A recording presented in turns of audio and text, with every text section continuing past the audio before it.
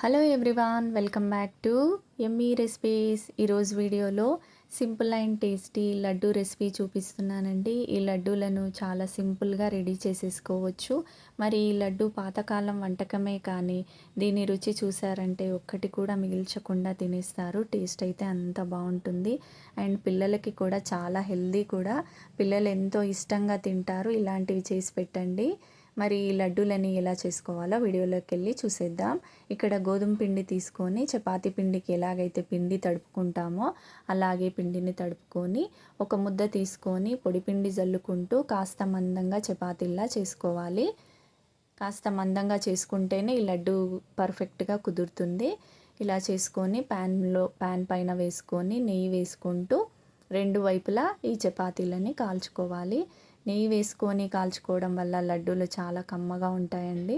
తప్పకుండా నెయ్యి వేసుకొని కాల్చుకోండి చపాతీలని. ఇలా ఈ చపాతీలు కాస్త చల్లారిన తర్వాత మిక్సీ జార్లోకి ఇలా తుంచి వేసుకోవాలి. ఇక్కడ సోంపు, ఇలాచి దంచిన పౌడరు, అలాగే తగినంత బెల్లం పౌడర్ కూడా వేసుకొని ఒకసారి మెత్తగా కాకుండా కాస్త అక్కడక్కడ ఈ చపాతీ ముక్కలు కనిపించే విధంగా బరకగా గ్రైండ్ చేసుకొని ఒక ప్లేట్లోకి తీసేసుకోవాలి. లడ్డు అవసరం లేదు అనుకుంటే ఇలాగే అయినా తినేసేయచ్చు, బాగుంటుంది. నేను ఇక్కడ డ్రై ఫ్రూట్స్ని కూడా కాస్త నెయ్యిలో వేయించి వేశాను.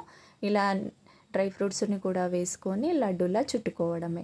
చేసుకోవడం కూడా చాలా ఈజీ అండి, చాలా సింపుల్ అండ్ టేస్టీ, హెల్దీ కూడా లడ్డు. తప్పకుండా మీరు కూడా ఒకసారి ట్రై చేయండి.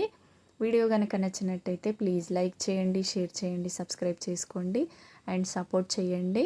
వీడియో చూసిన ప్రతి ఒక్కరూ మీరు లైక్ చేయడం వల్ల నా వీడియో ఇంకొంతమంది చూసే ఛాన్స్ ఉంటుంది. లైక్ చేయండి ప్లీజ్.